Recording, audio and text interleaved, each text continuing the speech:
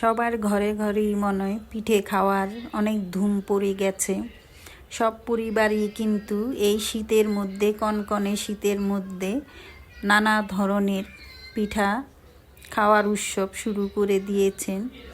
বাইরেও কিন্তু সুন্দর মৌসুমে, এই শীতের সুন্দর মৌসুমের মধ্যে পিঠা নিয়ে সবাই পিঠা ব্যবসা শুরু করে দিয়েছেন।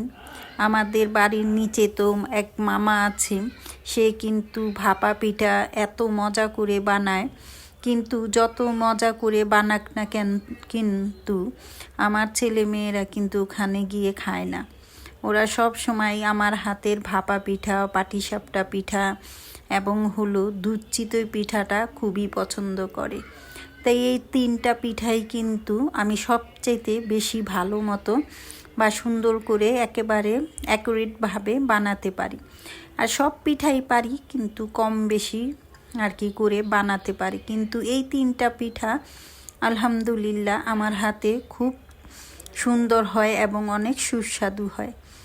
তাই এক এক করে আপনাদের সাথে এই শীতে সবগুলো পিঠাই আমি শেয়ার করব এক এক করে। তাই যখন প্রথমেই আজকে হলো এই শীতের সকালে ভাপা পিঠাটা তৈরি করেছি, তা চিন্তা করলাম সেটাই আপনাদের সাথে আর কি একবারে ডিটেলস দেখাচ্ছি না। আর ভাপা পিঠাটা ডিটেলস দেখানোর কোনো কিছুই নেই। সবাই কিন্তু আমরা যেভাবে ভাপা পিঠাটা বানিয়ে থাকি সেম ওইভাবে আমিও বানাচ্ছি। তাই তো সুন্দরভাবে ভাপা পিঠাগুলো বানিয়ে নিচ্ছি। সবাইকে আসসালামু আলাইকুম ওয়া রাহমাতুল্লাহি ওয়া বারাকাতুহু। কেমন আছেন সবাই? আমি ঢাকার মেয়ে, ঢাকা থেকে হুসনে আরা বলছি। চলে আসলাম আরেকটি ব্লগ ভিডিও নিয়ে। তা আজকের সকালটা শুরু হয়েছে গরম গরম ভাপা পিঠে নাস্তা দিয়ে। তাই তো ভাপা পিঠে কিন্তু বানিয়ে রাখা যায় না।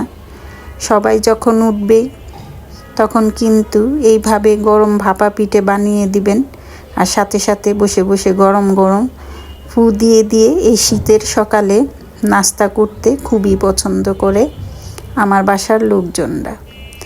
তাই লোকজন বলতে এখন আপনাদের ভাইয়া আর আমি নাস্তাটা করব, আর ছেলে তো ঘুমিয়ে আছে, তো ওরা এখনও ওঠেনি। তো উঠলে পরে ওকে বানিয়ে দিব। তাই এইভাবে আপনি ভাইয়ের জন্য গরম ভাপা পিঠে দিয়ে দিলাম, সে খেয়ে চলে গেছে। আর এই যে আমার নাস্তা, আমি একটা পরোটা নিয়েছি, একটা ডিম পোস্ট আর এক গ্লাস ডাবের পানি, মানে নারিকেলের পানি। যেই নারিকেলটা দিয়ে পিঠা বানিয়েছি ওটাই ভেঙে আপনার ভাইয়া রেখে দিয়েছে। পানিটা খুব মিষ্টি, সে খেয়েছে কিছুটা, আর এক গ্লাসের মতো হবে সেটা আমার জন্য রেখে দিয়েছে। উনি জানে আমি ডাবের পানিটা খুবই পছন্দ করি। যাই হোক, তাহলে সে তো চলে গেছে নাস্তা খেয়ে, আর আমি এদিকে এখন প্রথমে ডাবের নারিকেলের পানিটা খেয়ে নিলাম, তারপরে আমি নাস্তাটা সেরে নিয়েছি, তারপরে চলে আসলাম রান্নার জন্য। তাই সেদিন যে মাছগুলো দেখিয়েছিলাম সেখান থেকেই আজকে কই মাছ নিয়েছি। তো কই মাছে আমি মশলা দিয়ে মেখে রেখেছি, আর এখন হলো রান্নাটা শুরু করে দিব। ফুলকপি, সিম আলু দিয়ে আর কি কই মাছটা রান্না করব, আর বতুয়া শাক হলো ছোট চিংড়ি দিয়ে রান্না করব। তা রান্নাটা সেইভাবে আপনাদের সাথে শেয়ার করছি না।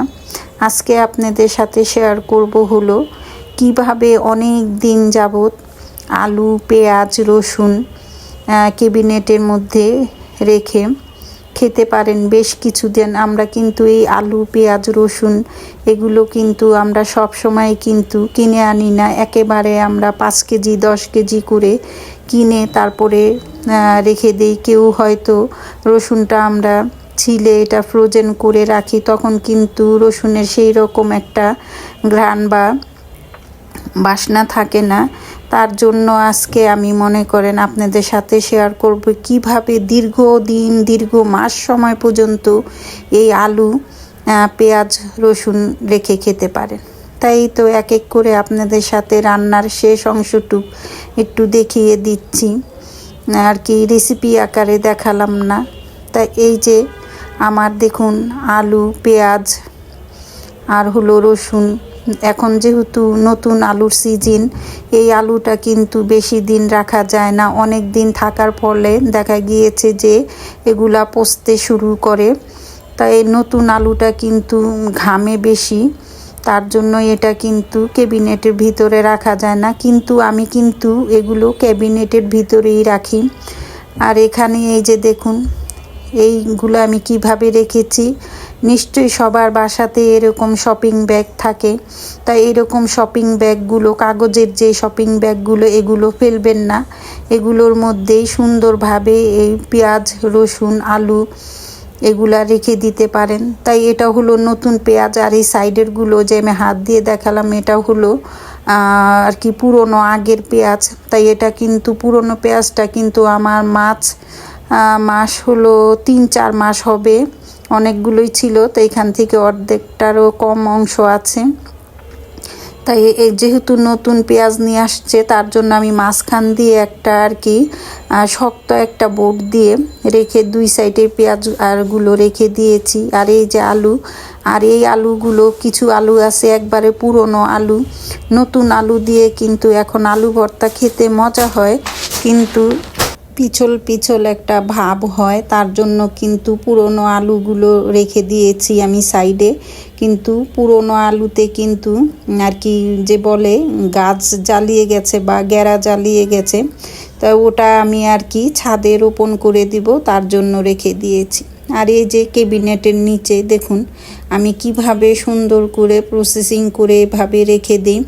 উপরেও কিন্তু আমার শুকনো মরিচগুলো কিন্তু এখন যেহেতু ঠান্ডার দিন, শীতকাল, তাই শুকনো মরিচে কিন্তু ফাঙ্গাস পড়ে যায়, তার জন্য ওটাও আমি কাগজের শপিং ব্যাগে রেখেছি। তো কেমন হলো আজকের আমার এই ভিডিওটা, প্রসেসিংগুলো আপনারা কমেন্ট করে জানাবেন। আর নতুন বন্ধু হলে কেউ আমার ভিডিওর কোথাও কোনো অংশ যদি আপনাদের কাছে ভালো লেগে যায়, তাহলে সাবস্ক্রাইব করে দিবেন। আর পাশে থাকা বেল বাটনটা অবশ্যই অন করে দিবেন, যাতে করে নতুন নতুন ভিডিওগুলো আপনাদের কাছে চলে যায়। তা সবাই সুস্থ থাকবেন, ভালো থাকবেন। আল্লাহ হাফেজ।